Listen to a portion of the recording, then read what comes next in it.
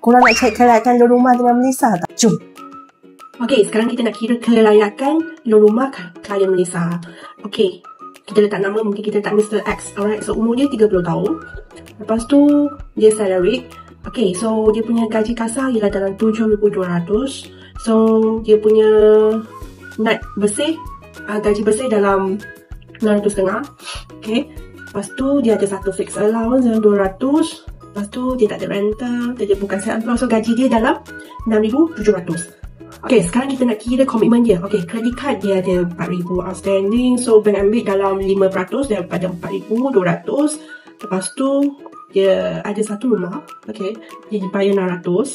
Dia ada satu kereta, dia bayar 800. Personal dia bayar 200.5. PTPTN dia bayar 100. Okay, so dia punya total commitment, existing commitment dia 1950. Alright, so sekarang dia nak beli rumah. Harga rumah tu dalam 520,000.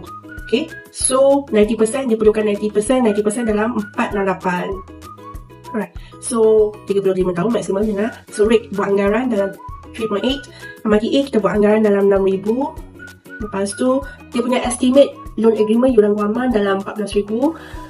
Anggaran valuation risk dalam 1,600. So total loan dia dalam 489,649. Dia punya new installment ialah berdasarkan 90% saja ialah 2016. Bahagian yang macam insurance, bank loan agreement, valuation report, installment dalam 93.28.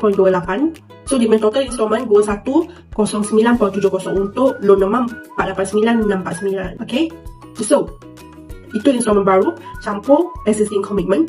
So dia punya total commitment ialah 4059.70.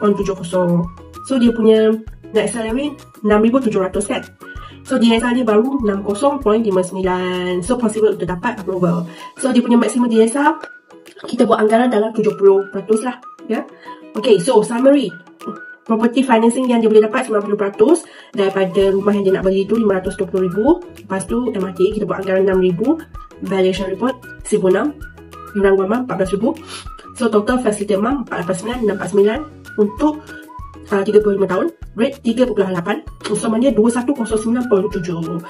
So kalau dia nak apply loan, kita suruh dia prepare my card front and back. Lepas tu booking form daripada agent, tuan rumah punya SMP dan title copy kalau ada, latest 3 month payslip, latest 3 month bank statement dan juga latest KWSP.